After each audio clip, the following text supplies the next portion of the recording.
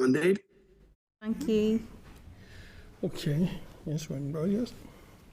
That's confirmed. Thank you. Thank you. Okay, members, I confirmed we have resumed broadcasting and we are now resuming our meeting at agenda item 1, so our Committee for Communities meeting itself. We're starting at agenda item 1 there, which is declaration of interest. I would ask members to be mindful of your responsibility to declare any interest in any of the items under discussion today. I will declare that I am a member of I sit on the PAC here in the Assembly, and also I am developing and have with the Speaker a members' bill in relation to mitigation of homelessness. Any other interest members wish to flag? No, thank you. Okay, members, then we are moving to agenda item 2, which is apologies. Can I check again if members are aware of any apologies? So we have Kelly Armstrong. And Morris Bradley. And Morris Bradley. Clerk, are you aware of any other apologies? No. Okay. Agenda item 3, Chair's business. Members, you'll be aware that the debate on the committees on our report on local councils and the draft anti-poverty strategy is taking place in plenary on Tuesday afternoon coming. A draft press release in relation to the motion can be found at page 3 of the table papers for members' consideration and agreement. Do members have any comments, or are members content to approve the press release as drafted? Members content? Yep, thank you.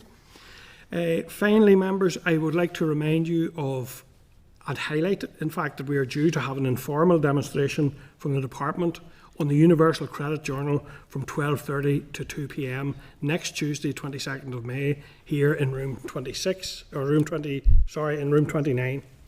And I would encourage all members to attend if possible. The committee team will liaise with the department for a start time of 1 p.m. Given the scheduling of the debate in plenary now, the team will send an invitation to members tomorrow. So moving on then, members, to agenda item 4, which is draft minutes. Those are contained at page 7 of your pack. Do members have any edits or amendments to the draft minutes? No. Are members otherwise content to agree the minutes of 14th of May as drafted and to be signed by me on behalf of the committee? Yep, thank you, members. Moving on to agenda item 5, retention and disposal schedule, the Executive Office. So members will recall that last week we deferred the decision on this schedule until TEO committee confirmed they were content, following a response from PRONI. TEO reconsidered the schedule at their meeting yesterday, 20th of May, when members indicated that they were content, that the members of the TEO committee were content with the schedule. A memo in relation to this approval was sent to committee members by email at 4:49 yesterday. So can I ask if members are content to approve the schedule? Yeah, members content, thank you. Members, just in regards to retention and disposal schedules in general terms, I do have a concern that it may be anticipated at times that this committee holds full responsibility for scrutiny of each department's schedules. I therefore propose that we write to each of the statutory committees to remind them of their individual obligations in respect of the substance and content of their own retention and disposal schedules, and that this committee's decision is only made once the responsible committee has indicated their position or indeed concern, should that be the case. Are members content that we write to all the statutory committees to that effect? Yep. Thank you. So members, moving on then to our briefing today. And this is agenda item 6.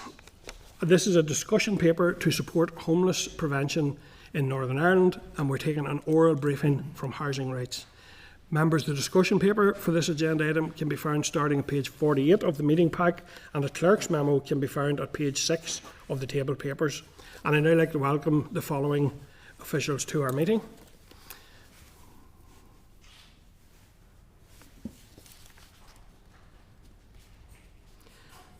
So, we're joined this morning by Kate McCauley. And Kate is CEO of Housing Rights, yeah. So it's all Housing Rights. And Jamie Miller is Head of Policy and Development, and Stephen Morrison is Policy Lead with Housing Rights. Kate, I think it's yourself that's going to make a brief opening statement, and then we'll move to questions from members. So thank you, and please go ahead. Thank you so much, Chair, and Chair, members of the committee. Thank you very much for the opportunity to brief you this morning, and thank you for the spotlight that this committee continues to shine on the work that we all need to do to prevent homelessness. Members will know that for over 60 years, Housing Rights has been helping people with their housing problems through independent advice and advocacy. And it's this frontline work which informs our knowledge about what needs to change in law and policy. And it's also where we see what many of you will know from your own constituency offices, that actually by the time many people enter crisis in Northern Ireland, multiple opportunities to prevent homelessness have been missed. I should be clear that this is not because the system lacks commitment. In fact, preventing homelessness is a policy priority, and it's an area where many of us are working very hard to deliver preventative services. But rather it's because our legislative framework simply does not yet require consistent early action across services.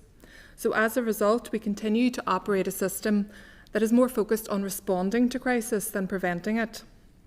This is really important, as you know, because it means, as the Audit Office have recently shown, that public money is not being used as effectively as it could. But more importantly, it means that people, families and relationships across Northern Ireland are all impacted by the devastation of homelessness. So as legislators, you'll know that whilst policy and budget allocations are really important, it's from legal commitments that meaningful action and resources flow. Those of you who have worked closely with us in the past will know that at Housing Rights, our focus is always to be constructive and solution-focused, which is why for more than 10 years now we have been calling for this legislative change. And it's also why we have put together this discussion paper to bring together the evidence about what works in other jurisdictions, what lessons are available, and what we can do in Northern Ireland to support the best course of action. We're very happy to speak to all the points in the discussion paper and answer any questions that you might have. But if you'll permit me just to make 3 very quick points, which I think summarise our argument and the key points in the paper.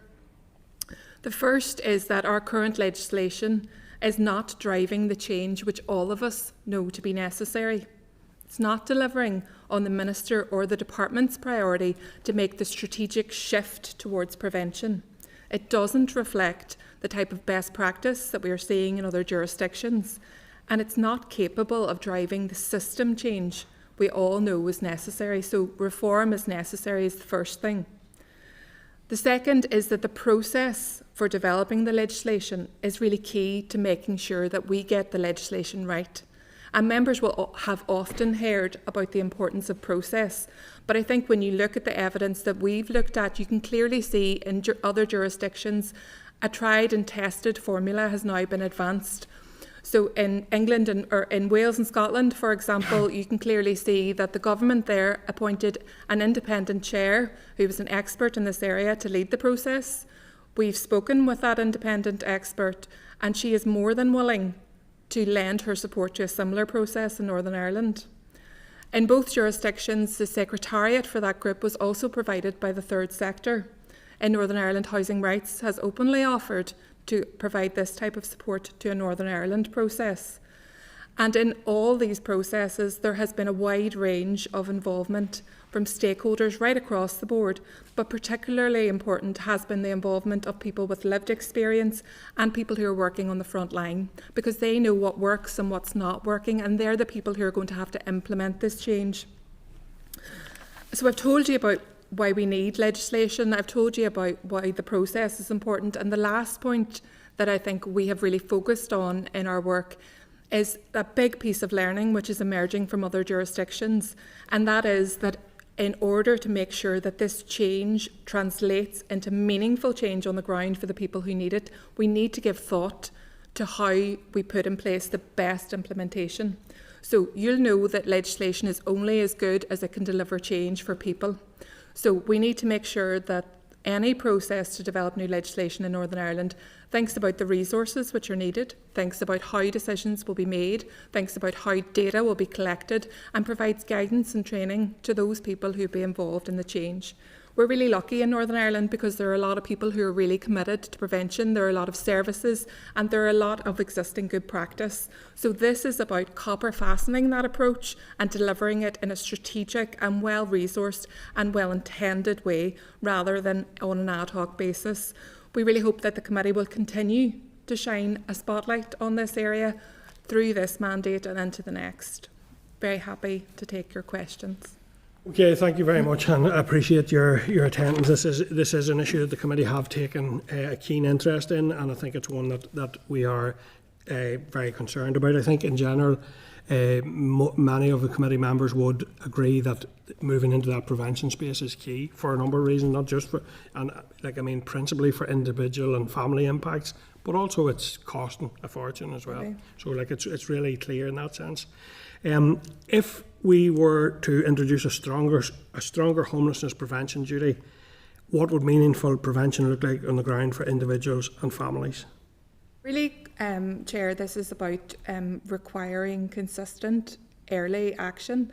So as I said at the beginning, there are lots of opportunities we see right across the board in our services, and I know Jamie can maybe give you a few examples if that would be helpful, just to contextualise some of this. But really it's about thinking through how multiple partners are engaging with people who are in crisis or not in crisis but will soon be in crisis. And it's about putting in place a framework that empowers them and gives them very clear direction about what they should be doing. The legislative design in other jurisdictions has increasingly focused on not only identifying people who might be at risk of homelessness and supporting other people working in other public bodies to do that, but also about identifying what they should be doing, making that early referral to the public service, which has the necessary infrastructure to provide the support. And depending on the issue, and you'll know that homelessness is obviously really complex, so for some people it might be support around finances so that they can sustain their home. For others it might be about putting in place the support which a lot of services want to put in place. It might be mental health support, it might be all of that, but in a coordinated way, which is about incentivising early action. Jamie, I don't know if you want to give a few examples from our work. Yeah, certainly will. Thanks, Kate. As Kate's highlighted there, one of the challenges with our existing homeless prevention is that often in complex cases, we find that clients get lost between agencies. So that interface between statutory bodies, sector partners, is a place where people can get lost in the system. So I'm just going to give you a few kind of high-level notes on some of the cases we've seen in the last year in housing rights that might add a bit of context to this. So the first one then is we've had a client who we're supporting that has a number of complex mental health issues, including psychotic illness. The client was in sheltered accommodation, but they were asked to leave that because they were found to be in possession of drugs. Whenever the client left that accommodation, they were told to present to the housing executive. However, for that client, that was a challenging process in its own right. But equally, when the housing executive assessed them, they didn't think that they were suitable for general needs accommodation and were struggling to find accommodation to put them in. The housing executive believed that the trust should have been involved in housing them at that point. Equally, the trust didn't think they had the means to house the person. Ultimately, that individual was then at risk of becoming street homeless. The statutory duty in that example would have basically empowered better collaboration and forward planning in that example, which could have prevented the individual from going through additional hardship. In another example, housing rights have supported a family that are in temporary accommodation with a child dependent in the household with quite severe disabilities. The single let that they were in was found to be not suitable for the child's care needs. Unfortunately, due to pressures, the housing executive weren't able to find suitable alternative accommodation at present. The trust would probably have a role of stepping in to help in this. That would be the view of the housing executive. To date, there's been very little collaboration and communication across those agencies, meaning that the family finds themselves in a period of limbo. Again, the statutory duty would help overcome some of those burdens by being clear about where responsibility lies. We see quite a lot of examples in our work as well from the prison system. So both individuals going in and out of prison and how that can impact on their needs. Quite a common example we see, generally speaking, is around those who are claiming universal credit and housing benefit and the deadlines that they face in making those claims and how it can be impacted by custodial stays, especially ones that maybe are shorter duration. So we've seen many examples where individuals have been sentenced and in the process have missed their deadlines and therefore accumulated rent arrears, and on exit in prison they're then finding that they're at risk of homelessness as well. So in those examples there isn't enough communication and forward planning, there isn't enough collaboration between agencies to provide the support. Very practical things can happen. For example, individuals might not be receiving the communication they need about the deadlines because it's being sent to their address and they're not there. We also see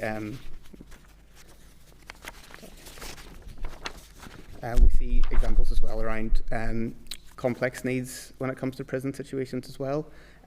We've had issues around capacity of clients in terms of the decisions that they can make and the support that they have. And again, it's a case of that interface between the housing executive, the prison service, possibly the health trusts in certain situations, and clients just being lost in it. I would stress, however, that there are examples of effective prevention work.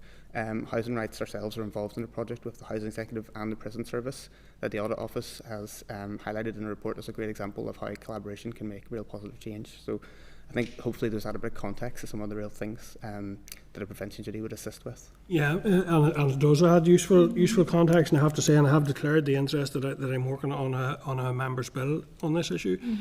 My preference would have been actually the department would take this forward, as would my preference being the department would take forward the duty to prevent legislation. Yeah. While it's welcome that there is an acknowledgement now that needs to be done, it is disappointing it's not happening in this mandate. So given that that's the case, and just for members' information, my bill would require the housing executive to intervene increase it from the current 28 statutory days to at least 60 days. And I see that as being one element of that which I could sort of hopefully bring some value to. You mentioned in relation to difficulties around, in a particular case there, finances and mental health support, and maybe landlord issues. Would you agree that earlier intervention could potentially head off homelessness, were some of those issues to be addressed at an earlier stage? Absolutely, and I think when you look at what has happened in other jurisdictions, you can see that early, consistent intervention is a key element in it. It's really interesting, it's very welcome, and we have supported the work that the Chair has done in this area. It's interesting that in other jurisdictions they're now increasingly moving to a position where they would like to extend that period to 6 months. Our hope would be that in a more comprehensive review to be undertaken by the department, that we would look at a number of different elements. So that early intervention is critical, that early referral, that early support is critical, but also what do we do in those 60 days? What do we do in that 6 month period?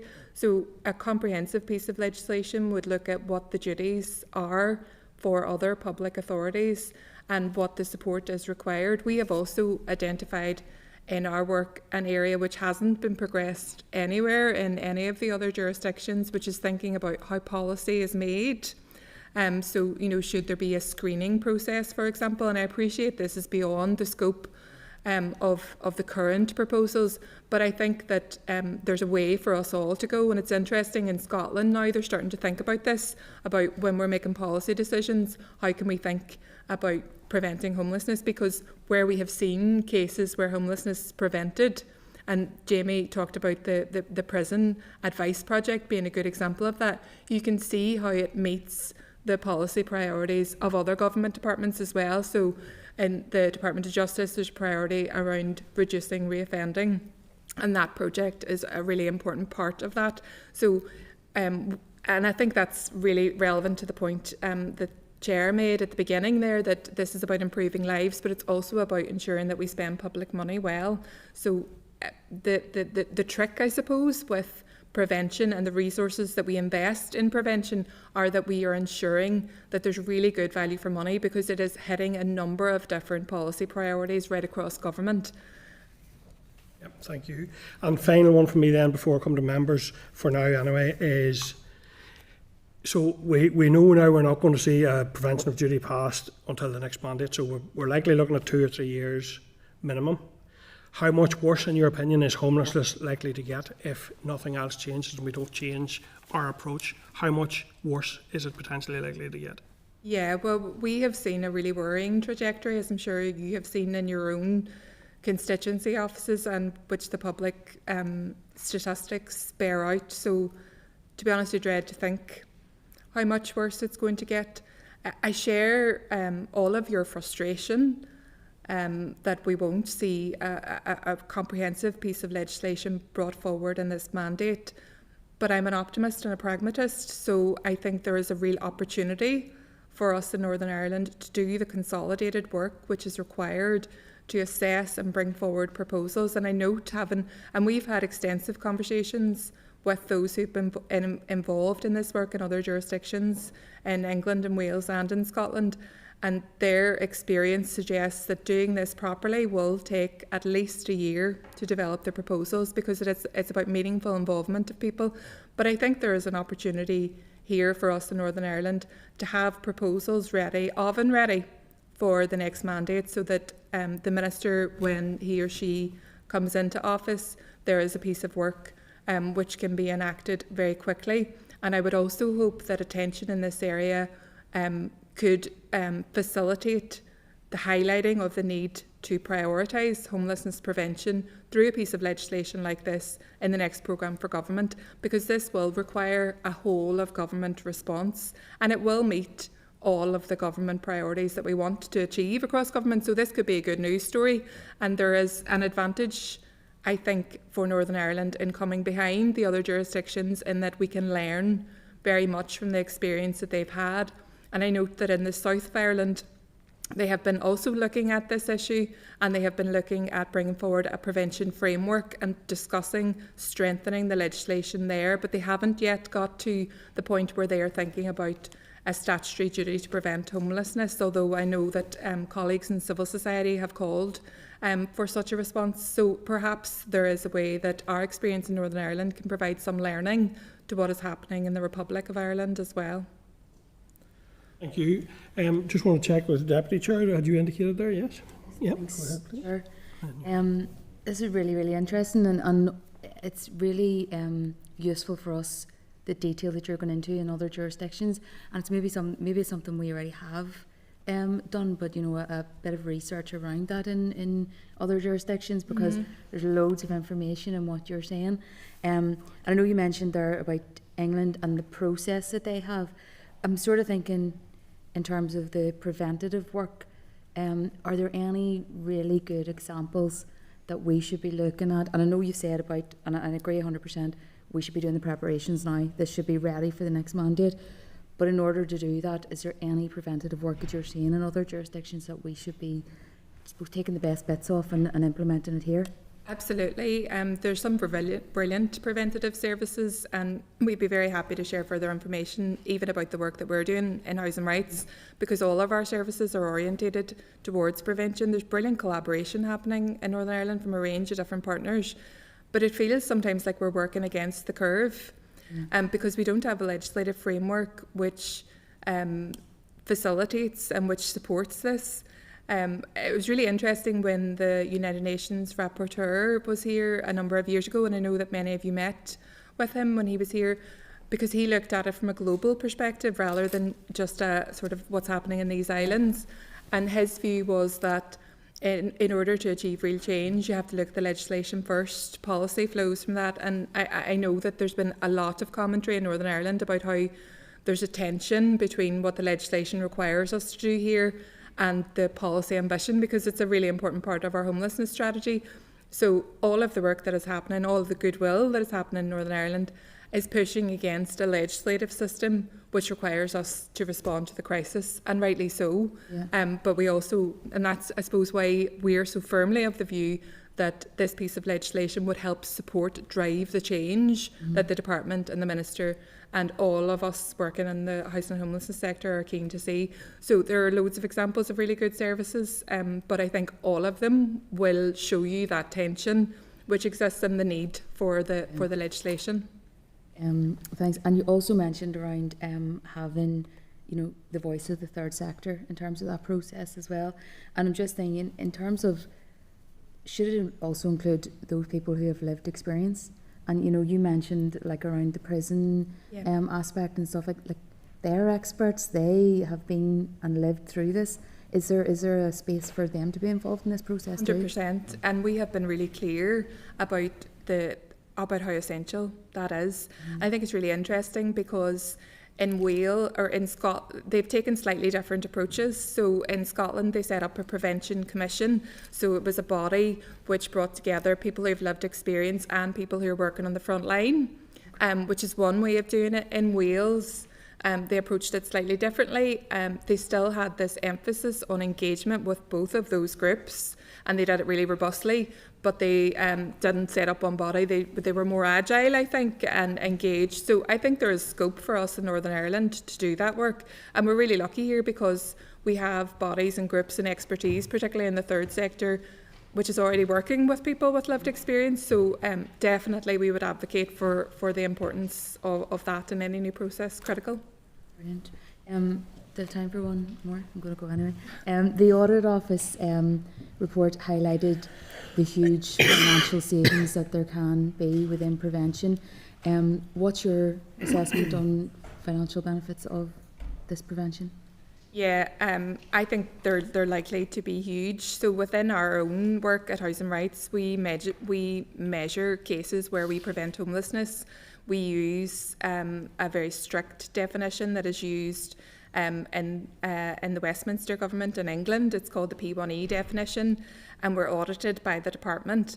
We have data which shows, but it's back from 2015, which shows the amount of savings to the public purse that each of those cases generates. And we've recently commissioned and are in the process of finalising research which will update that. So it's absolutely, it's huge. So for every case where we prevent homelessness, the piece of research from 2015 showed us that saved the public purse on average over £15,000.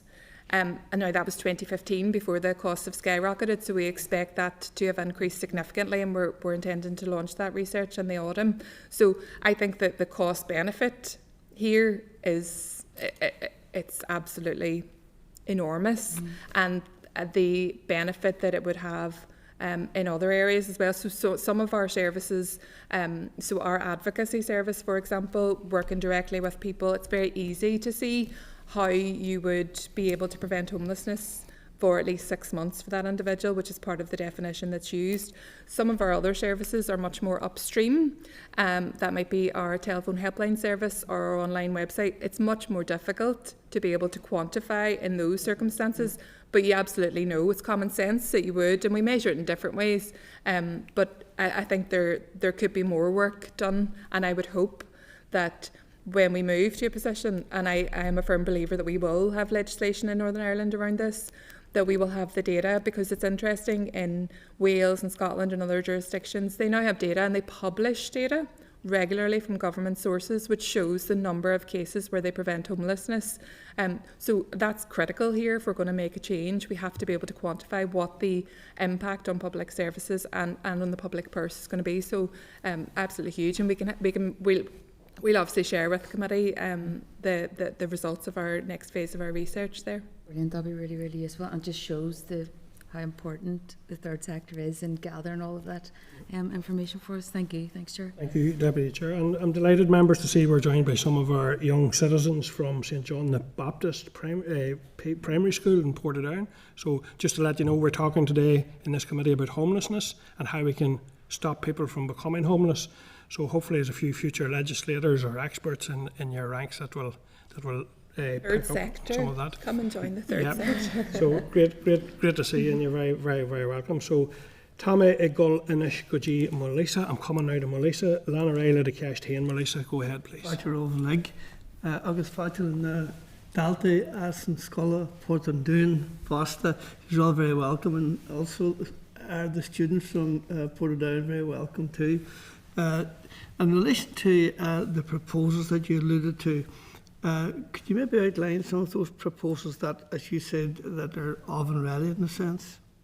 Well, I suppose to be clear, what we're saying is that we should move to a stage where we have proposals which are oven ready.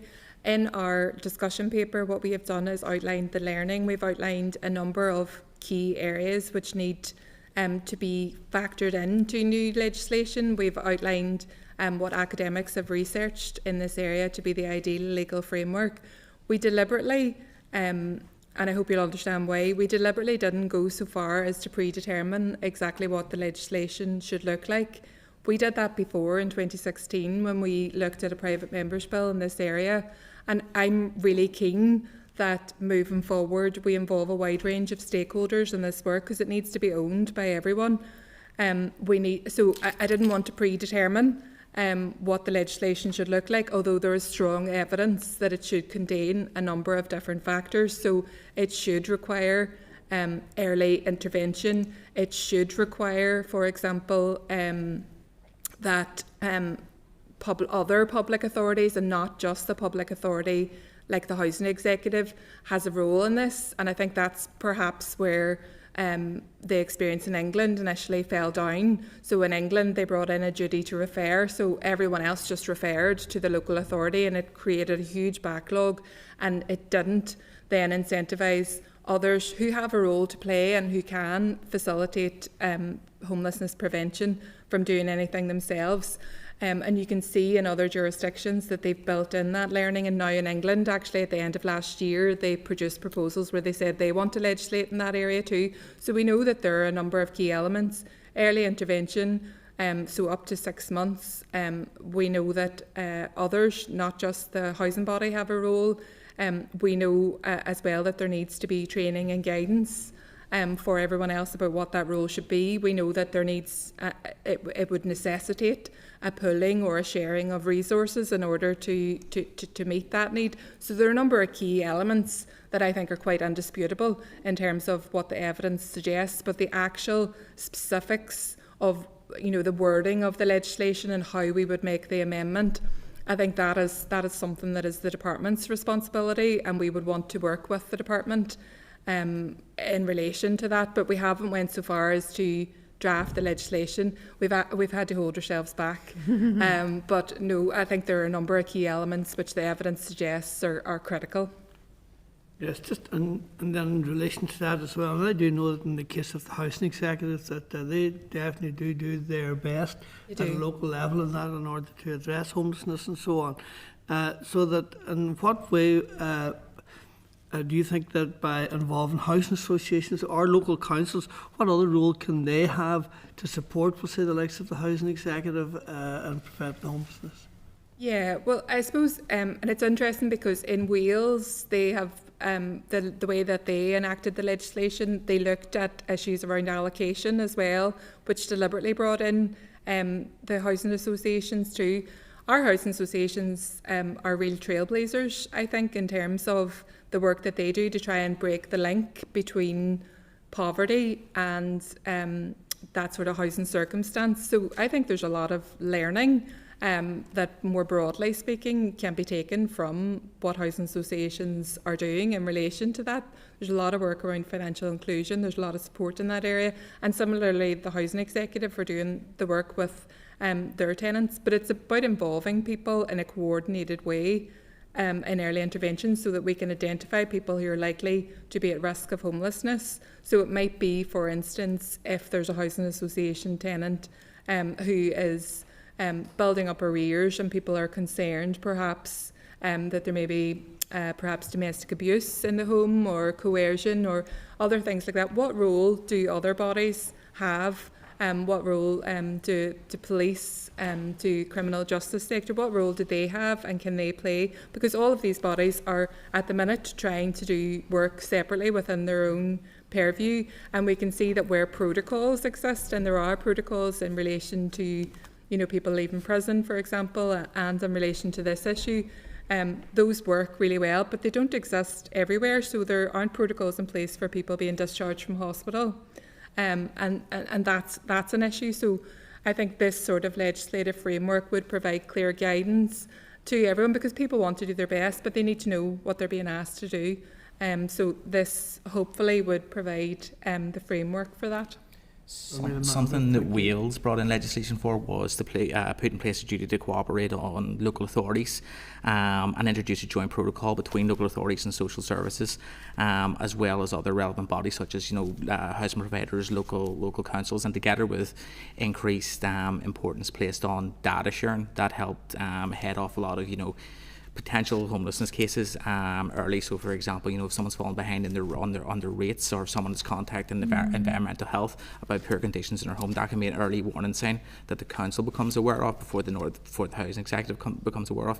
And if there's a joint protocol there between the housing executive and local councils to cooperate there's a chance for earlier intervention before it gets to even that 28-day period, which we have now for the housing executive to work with the tenant, for the council to work with the tenant to head off any issues before they become a crisis.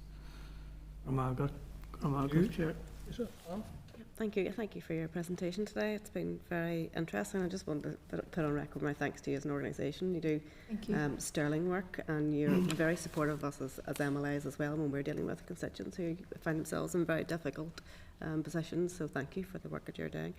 I wanted to ask around the importance of, clearly it should be very cross-departmental.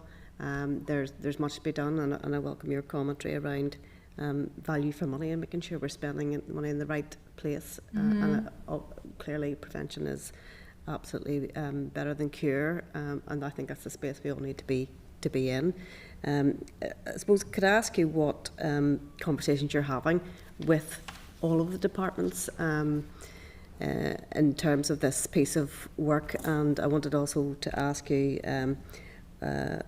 how important you consider that we actually do fulfil our programme for government commitments in terms of that physical provision of social homes in the first place, because clearly that physical absence of course it is a major factor in all of this as well. But also we have clearly very complex needs, and you see it anecdotally on the street. Literally you see I can't believe how many people you can see, and you can clearly recognise them as homeless and having mental health issues. It is clearly much greater than it's ever been. So how do we deal with that, those complex needs as well? I hope I'll be able to answer all those bits. I'm trying to remember them all. So in terms of the first part there, conversation with other departments and other agencies, so we're really lucky in that we work really closely with a lot of other agencies across government already. So we work closely with the Northern Ireland Prison Service, we work with the courts, so we work with a number of different agencies, and we do have a plan in place to go and to brief a lot of those agencies on our discussion paper and to seek their views, because you're right, they are key stakeholders. I think it's interesting in the processes in other jurisdictions, they've had a really clear terms of reference. They've published the minutes from all the meetings, and they have set out kind of key themes that they're going to discuss along. So they've kind of had 12 to 15 meetings over the course of a year, and all of these key stakeholders have been involved. So I think the voices and experiences of all, and the frustrations perhaps, because I think some people worry that a statutory duty is going to put a lot of other extra requirements on other public bodies who are already quite cash strapped. And I suppose my response to that would be that a lot of these public bodies are already trying to do good work in this area. So for example, in the prison service, they see access to settled accommodation as being critical for them in achieving their aims about reducing reoffending. So I would actually counter that and say that a statutory duty in this place would facilitate and empower and ensure that they are able to deliver meaningfully on their own policy priorities, and would be about real cross-departmental working as well. Your second question was around supply and how important it is that we deliver on the current programme for government objectives. Absolutely. I want to be clear in that this piece of legislation is not the silver bullet. It is, we of course still need to ensure that we are building sufficient homes, which we are not. We still need to ensure that we are looking at issues around anti-poverty, that we are ensuring that people have access to all the different types of support that people need right across government, whether that be from education or health. But what this piece of legislation does is it provides an infrastructure or an architecture that will facilitate us moving towards all those other goals as well. Because if we continue as we are doing, we can't build our way out of this crisis. We need to do the work which is also about stopping the flow of people into the homelessness system, and this is what prevention work is all about. So absolutely, and I completely endorse the direction of travel in the current programme for government. My hope would be that in a new programme for government we draw the priorities more widely and we talk about preventing homelessness in the widest possible terms, which is also about the supply issue. It's about stopping the flow of people into homelessness, because it gets much more difficult to solve the problem the longer we leave it. did you have a third question as well? I think it might have been. I think I might have even lost track of the questions asked. Apologies. Thank you so much. Maybe I could just tag on. That's very useful. Thank you. I'm sure you're aware of the new foundations pilot. Have you any initial thoughts on that or an assessment on? I think it's another example of genuine cross-departmental working, and my hope would be that a piece of legislation of this nature would instill and inspire and provide the kind of infrastructural support for many more services in that area. You know, the gap that exists in Northern Ireland is not because people aren't working hard to develop and deliver innovative services. There's a huge amount of work happening, a huge amount of cooperation that's happening. Our view would be that that in and of itself isn't sufficient, and that this legislation and those services actually show the value of cooperation on a larger scale. So there's nothing to be afraid of in relation to a statutory duty. This is actually going to support that type of work from happening and becoming more mainstream. And in that piece of work, we're talking specifically about a target group in relation to young people leaving the care system, which is really, really important. My hope would be that we could use the initiative which is there to address the devastation of homelessness for a small group of people and broaden that more widely so that more people across Northern Ireland don't have to face the devastation of homelessness. Thank you. Thank you, Chair. And Mark, online, we're coming to yourself there, Mark, now. Thank you. Thanks, Chair, and thanks to Housing Rights for coming along. It's good to see you here today, and I'd like to echo thanks, I suppose, for the work you do, both at this strategic policy level, but also the practical assistance that you give so many people on a daily basis. The question I was going to ask hasn't been asked, but it has in part been answered by Kate. This legislation or call for it, certainly we're 100% supportive. To know that there should be a statutory duty to prevent homelessness, but along with that statutory duty must come a capacity or ability to prevent homelessness as well. And supply obviously is the big issue. But what other accompanying or supporting legislative or policy changes are required to have that effect, to stem the flow that you mentioned there, Kate? Well, I suppose it's not necessarily that there would be required to be a number of other policy changes underneath this, although I'm sure that there would be some, because with any piece of legislation there's going to be policy which comes out of it, there's going to be guidance, there's going to be training. Our view would be that reforming the legislation in this case actually would enable the current priority status that prevention has for delivering. And if you look at the Audit Office report, there was quite a lot of discussion about whether or not the homelessness strategy is an effective strategy in and of itself, because it does prioritise prevention. And I suppose that's where this has come from, that unless we have the legal architecture behind it, we won't be able to deliver on the policy commitments below it. So I would like to see the legislation being reformed. Within that, there will be a number of operational changes which would be required. So even the Chair's work around expanding the period which you're threatened with homelessness, obviously that has operational repercussions and it will have policy repercussions as well. I would like to see meaningful consideration of that across government, so that other areas where that has an impact. So for example, you know, in our work we see some examples where some people are being sentenced to quite short custodial sentences, and there isn't full consideration of universal credit temporary absence rules. And if there was, then a decision might be made which would take into account that you can have universal credit to sustain your accommodation for up to X amount of time. And that might mean that that person, you know, it might be a few days difference. That might be all you're talking about. It might mean that that person then has a home to go to whenever they're finished with that short sentence. So there are a number of policy implications that I think it would have across government. In order to deliver this fully, I really strongly feel that it would need to be a priority in the programme for government, and that we would need to consider this more widely. I don't think that should be problematic. I don't think anything, and I suppose I take heart from the fact that in other jurisdictions they have been able to do this. So it is not an unreasonable ask to bring forward legislation of this nature, nor is it unreasonable to ask that an inclusive expert-led process be developed. And I really hope that the department, who have overall responsibility for developing these proposals, will benefit from the goodwill from Housing Rights and from the independent expert who has acted as the chair in other jurisdictions to do this in a really inclusive way.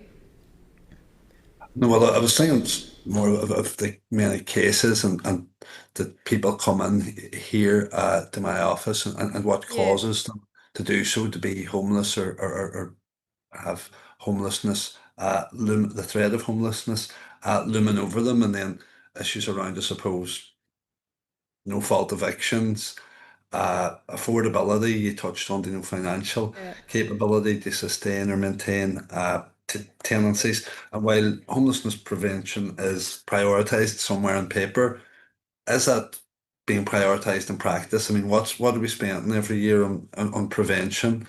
I'm sure it pales in significance to the £45,000 a day, which is the latest figure it had for spend on temporary accommodation. And just in terms of other policies being brought forward, we had a presentation there a while back around antisocial behaviour and how people found guilty of antisocial behaviour, that's going to impact their ability to get social housing tenancies in future. What would your view be on that? Yeah, Stephen, do you want to take the antisocial behaviour piece first? Yeah, the answer to that was, you're referring to the miscellaneous housing bill presentation, Mark, which took place a couple of weeks ago. There's a number of proposals that sit within it that worry us. Obviously, in advance of seeing any detail on what the legislation is going to look like, but the absolute grounds for possession in particular is a worrying aspect for us, because in our view there already exists reasonable grounds on which to evict someone for antisocial behaviour. The law basically states, and is backed up by case law as well, that when the judge is making a decision to evict someone from their social housing, they have to take into account the impact that being made homeless will have on that person as well. So there's kind of a balance of the different circumstances impacting on that person's life. Our worry with absolute grounds for possession, where if a judge in another court is making a ruling solely on whether a antisocial behaviour injunction or an antisocial behaviour order has been breached, they don't have to take into account the same circumstances a judge would have when making a possession order. But the absolute grounds for possession would then allow the breach to be able to be used as grounds for a possession order to be issued a lot quicker than what would currently be the case. So it's kind of a weakening of homeless prevention legislation, which is worrying for us. The proposals around the fundamental review of allocations proposals 2 and 3 are potentially barring people who have very complex needs in and of themselves, and we know this isn't in every single circumstances, but a lot of the people who we work with day and daily who are committing antisocial behaviour are themselves they do have complex needs in all themselves, or are in need of support. The potential for their behaviour to disbar them from being eligible for housing assistance potentially indefinitely is worrying, because at the end of the day, where are these people going to go once their housing assistance has been removed? They have two options open to them: is to enter the private rented sector, which is probably going to be extremely difficult given the affordability issues that we know about, or you're looking at street homelessness. So it's kind of a worrying development as well, which we think should be scrutinised further, and more consultation be taken into account on. Just to answer your other questions there, Mark, you had asked about the amount of money which is spent on prevention, and I think the Audit Office in their report highlighted that less than 10% of the Housing Executive's budget is spent on prevention currently, and obviously putting in place a statutory duty would require a shift in that. Your other question related to how a prevention duty would affect policies around notice to quit and other areas. And this, I suppose, to be clear, there's a number of different elements to this. The first is that the legislative reform that we're talking about here is about what happens on an individual basis. So what the duties would be in relation to someone who's at risk of homelessness. The other more strategic policy issue is one which we flag regularly in government consultations, where we say, look, this proposal that you're bringing forward in relation to amending the notice to quit periods, for example, flies in the face of what we're trying to do in homelessness prevention and the policies in that area. Our view is that this legislation would have the impact of strengthening those stakeholders like ourselves who are making the argument that there needs to be more adequate consideration of the importance of homelessness prevention, because it would be a legal duty rather than just a policy requirement. But actually, we also feel that we would need to go one step further, and that's why we've highlighted that piece that I mentioned earlier, that hasn't really been done in any other jurisdiction yet.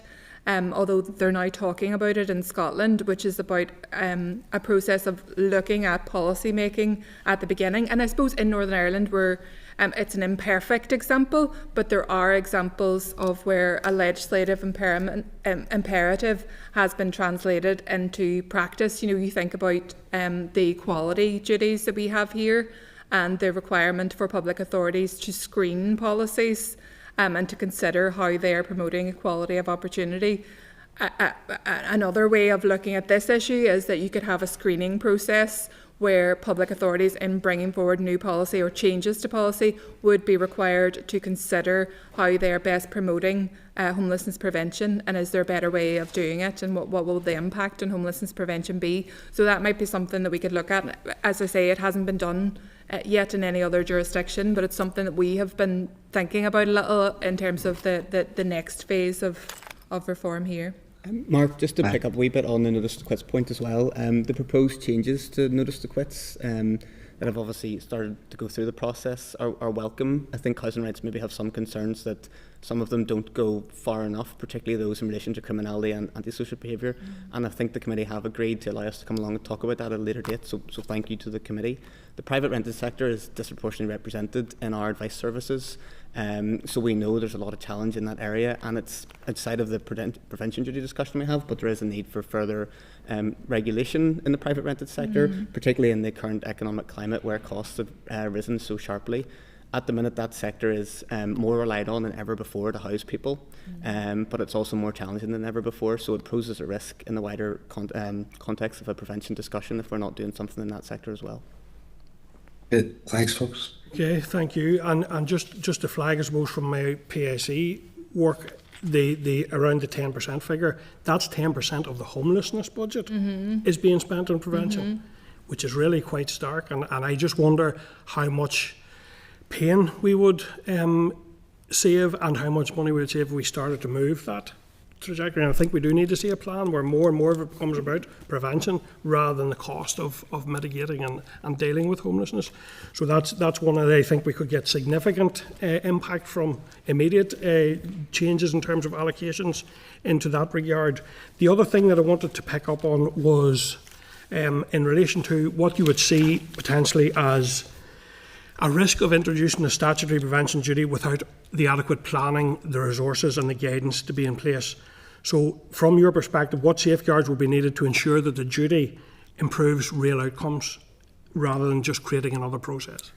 Absolutely, and I think that's why we've highlighted the importance of involving all of these stakeholders and giving proper, robust discussion to the implementation piece. We're lucky because bodies like the Centre for Homelessness Impact and others have been studying the process in other jurisdictions and thinking through where things have fallen short. So there's a lot of evidence from there. We're also lucky that the chair of the other panels is a well-renowned expert, Professor Suzanne Fitzpatrick.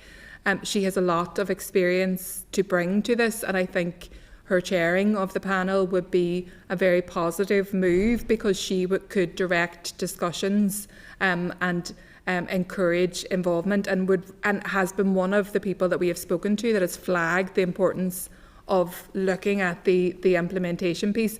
We don't want there to be an implementation gap. It will take resources, a lot of time, a lot of skills, a lot of committee time and legislative time to get this legislation through. We don't just want a shiny piece of legislation, we want change in the ground. So that's why it's important to look at that piece. Yep. And go ahead, Stephen. I was going to say one thing that may actually benefit us is there was quite a difference across local authorities, especially in England, depending on how well resourced that local authority was and how much resource it had to meet the duty. We're quite lucky here in terms of we've got one strategic housing authority who we would hope to involve in those discussions, and that would allow for sort of clarity of policy implementation, clarity of resourcing across Northern Ireland, across all areas, clarity of the policy development, and finally the implementation process. So it helps that there's one strategic authority here rather than different pockets of local authorities, as is the case in England, Scotland and Wales. Thank you. And just as a point of information, just to say that we have some research done around some of the other, probably before your time, Cathy, but we have some research in hand in relation to that. In relation to the concept of ask and act, do you think that's something that should be considered here, and how might that help? Yeah, it's really interesting. Actually, back to your point, Cathy, at the beginning about the involvement of people from lived experience. The term ask and act came in Scotland from people with lived experience. That's where it came from. And I think in principle, it is the right approach. I think it's also interesting that in Wales and more latterly in England recently, they have further developed the ask and act piece. So it goes beyond ask and act. So it's about identifying and cooperating in relation to it. So each time there has been a legislative process, they have built on it. I think in Scotland, part of the discussions that we've held with others who've been involved in it have said that the proposals in Scotland around ask and act were about clarifying and requiring other public authorities to identify people who are at risk of homelessness and to act then in terms of what the things that they could do. Nobody's asking a doctor to now be a homeless prevention expert, but there are things that can be done that are within their gift. The proposal in Scotland, one of the proposals in Scotland which wasn't implemented, which was that the duties that would be required on the other public bodies should be put in their primary legislation as well. And that was one of the things that colleagues involved in that process there have highlighted as being perhaps a disadvantage or a difficulty with how things have been implemented in Scotland. I think ask and act as a principle is appropriate. I am encouraged by the legislative reform which has taken place since then in Wales, which has kind of taken it one step further, Chair, and I'd be encouraging us to build on the most recent examples. Yeah, and we certainly look forward to working with yourselves and others in relation to that as it moves forward, or indeed incoming committee. Just picking up on Pam's point a bit, and in relation maybe to a bit on that ask and act and taking that further, and the people who we see homeless are certainly a massive concern. In some ways, they're the tip of the iceberg in that they're the people who we can visit. The hidden homeless form probably the great bulk, and I think that's where maybe ask and act would come in, where key interfaces would pick up, does this maybe indicate a red flag that this person may actually be homeless, and that we're not intervening in time because of that invisibility? Absolutely. And I think in our services, I think the image that a lot of us have around homelessness is rough sleeping and as of street homeless and those very chronic needs. I often think about the mummies who are ringing us and who are thinking about can't sleep at night because they're worried about how to pay the rent, and they're thinking, God, I have the summer ahead and how am I going to feed the kids, and I'll go without. And people in the private rented sector particularly prioritise paying the rent over everything else. So there's a huge precarity there, which is often hidden as well. And I think that a lot of these people are known to other services, and if there was a duty, we would be able to identify and intervene much earlier, because the precarity, in our work, we certainly see people who are just right on the cusp of homelessness a lot, and it's going to take just something very small to tip them over. into homelessness, and that's where I see the real value of this is about intervening and preventing that from happening, and you know, not just thinking about the homelessness costs, but just thinking about this huge stress and anxiety that people are experiencing there, and then the kids who are going into school and who maybe haven't had you know, breakfast and haven't, you know, are living in cramped accommodation, haven't had space to do their homework, they haven't slept well, and they're not able to concentrate at school. So that's the prize here about getting this legislation right. Okay, well listen, thank you, and I do want to echo remarks from other members around our appreciation and my appreciation for the work you do on that policy level, on that raising awareness level, and also indeed at an individual and constituency level, and in common with my colleagues, we've all had great support and assistance from yourselves, and as a committee it's really useful. I have to say I have found the session particularly good today in terms of really knowledgeable and expertise, but also specific and practical replies to questions, and an overarching empathy and accessibility to the answer. So I think it illuminated the issue very, very well for us, and I want to thank you all. We will now take a look at any further follow-up actions we may take, and we look forward to meeting you again. But thank you sincerely, Goramila Margov, for today. Thanks so much. Thank you. Thank you. Thank you. Okay, members, we will see if there's anything then arising from that members wish to flag or indicate or even comment, if members wish. All content with?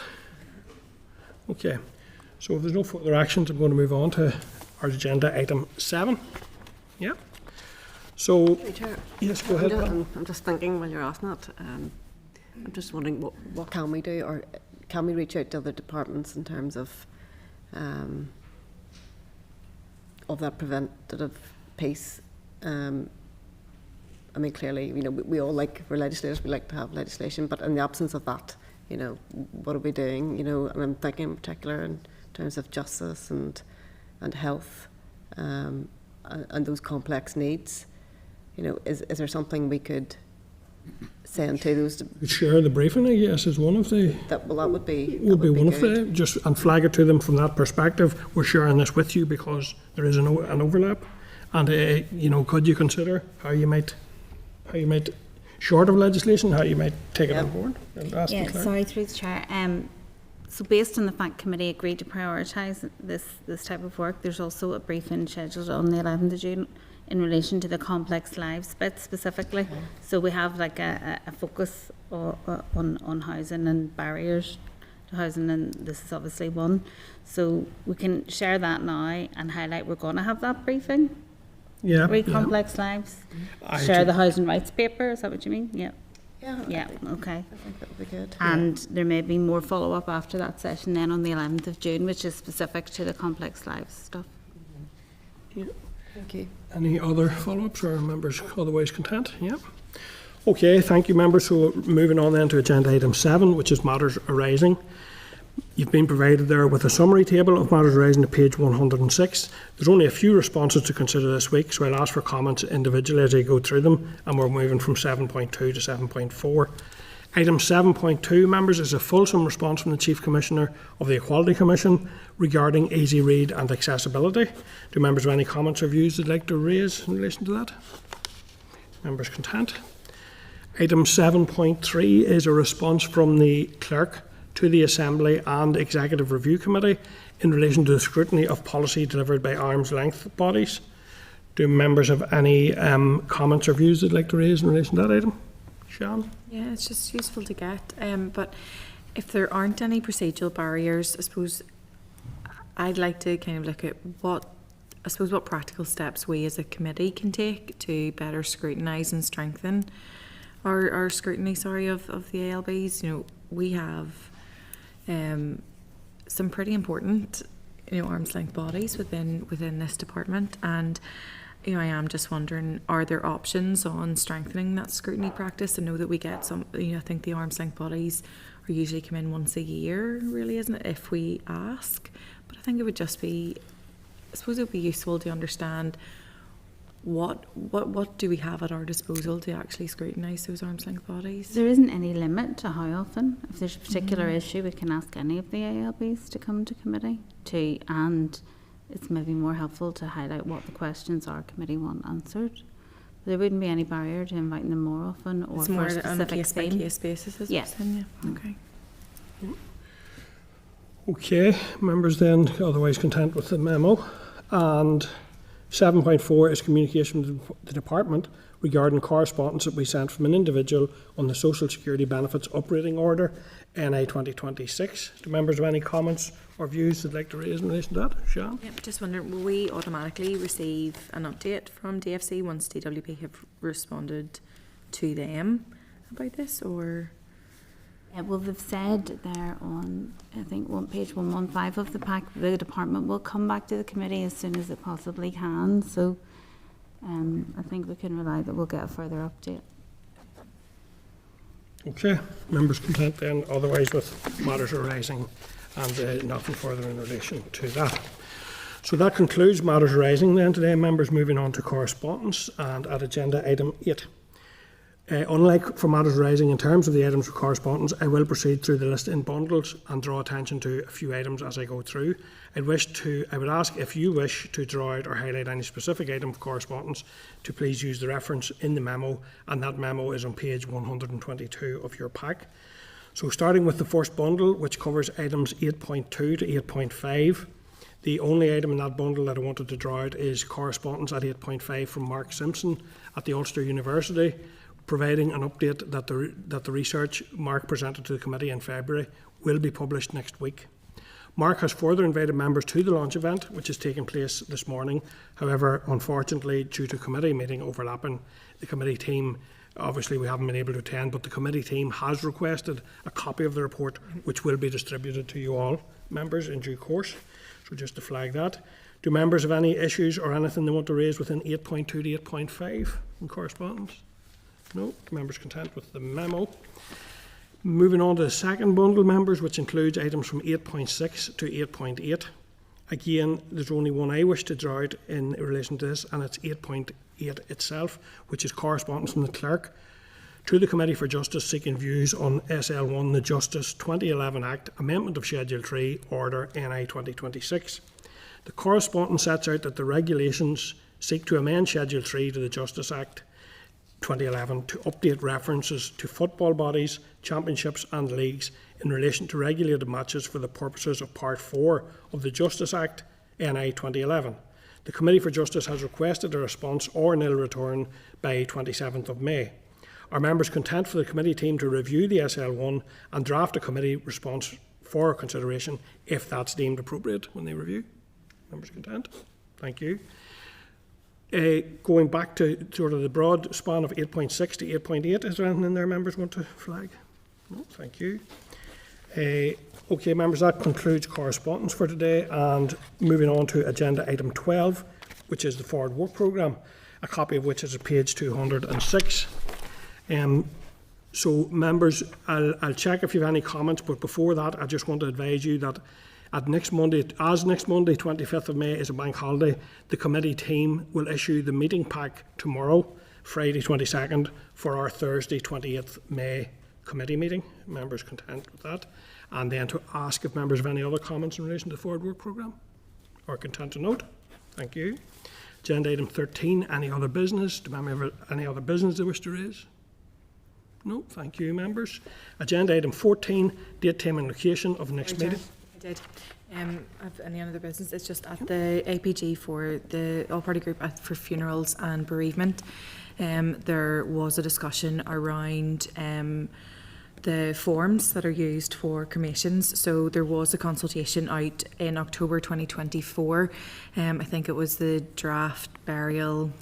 I can't remember exactly the name of that. Sorry, but it concluded in October 2024, and the funeral sector is still awaiting an update on that. I had asked in January of this year for an update on that piece of legislation, and was told that they were still working through the responses. So that's quite some time after. So it was just whether this committee would be minded to write to get an update on that. And Clerk, I can send you through the exact wording of that. I can't remember it off the top of my head. It's an update on the implementation of the draft burial regulations Yes. following the 2024 consultation. We can dig out what that is. Yeah. Okay. And could I also add to that, just in more general terms, that we ask how they liaise with the undertakers, and that I frequently come across issues in relation to that and lack of communication, and I just wonder, can we ask, is there a forum whereby they engage with the sector to ensure that everyone understands what the process is in place, because they seem to change from area to area and from time to time. And I think, Chair, one of the issues is so that the only reason that this falls within communities is because it's around cremations. But one of the issues is that some of it falls within health and some of it falls within finance mainly in terms of the regulations. This one is because it's the local government, to provide the Cemeteries. Yeah. Could we write to each where there's any relevant asking them to ensure that there is good communication with the undertaker sector? Members content? Okay, members. Agenda item 14 is date, time, and location of the next meeting. Our next meeting will be at 10 a.m. on Thursday, 20th of May, 2026, in Room 29, Parliament Buildings, with our informal demonstration of the Universal Credit Journal taking place on Tuesday, 26th of May, in Room 29 also. So that'll be from 1 o'clock. So I'll just wait for confirmation that the broadcasting's ended, but the meeting is now adjourned. And Clerk, could you take us out of broadcast? Thank you, members. Senate Chamber. Sound.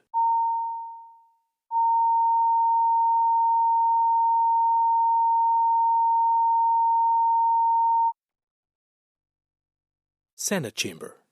Sound.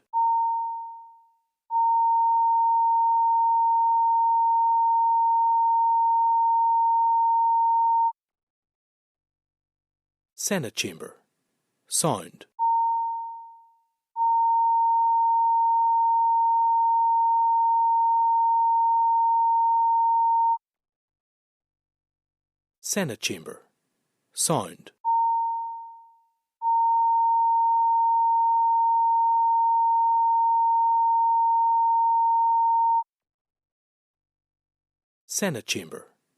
Sound.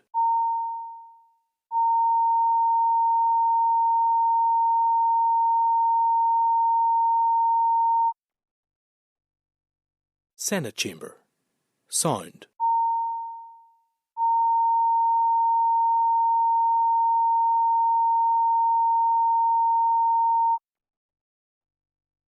Senate Chamber. Sound.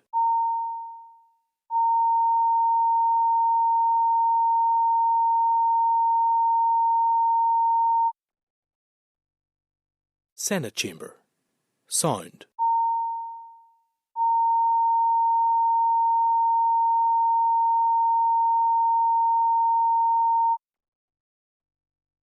Senate Chamber. Sound.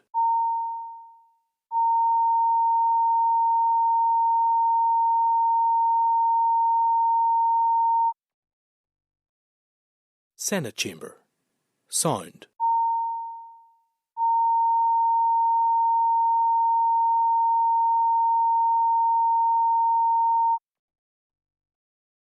Senate Chamber. Sound. Senate Chamber. Sound. Senate Chamber. Sound.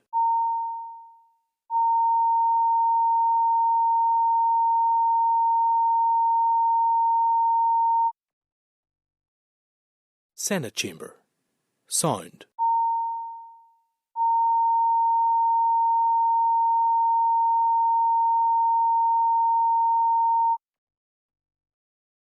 Senate Chamber.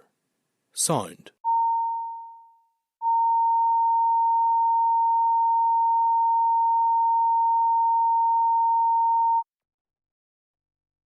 Senate Chamber. Sound.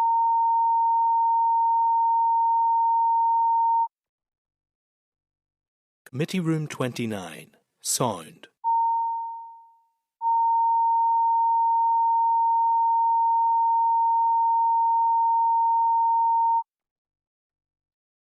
Committee Room 29, Sound.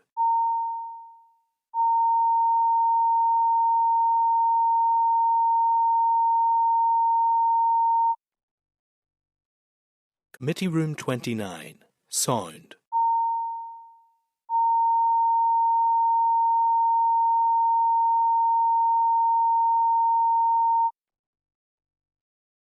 Committee Room 29, Sound.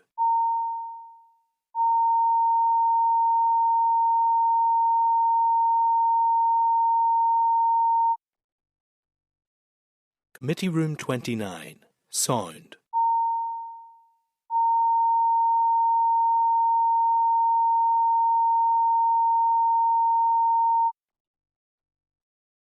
Committee Room 29, Sound.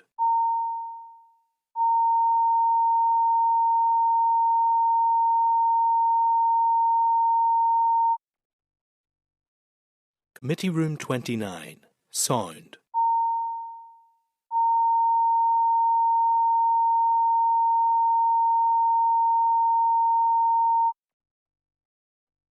Committee Room 29, Sound.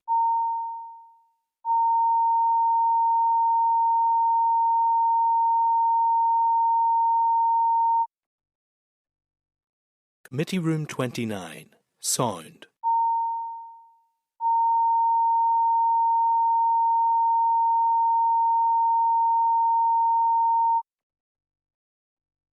Committee Room 29, Sound.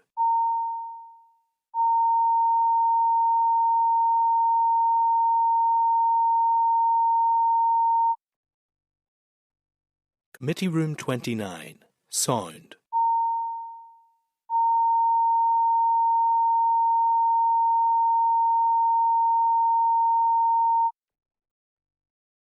Committee Room 29, Sound.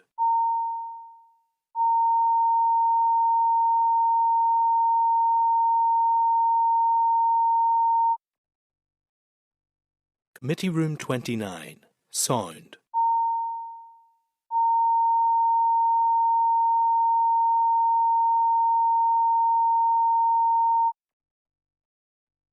Committee Room 29, Sound.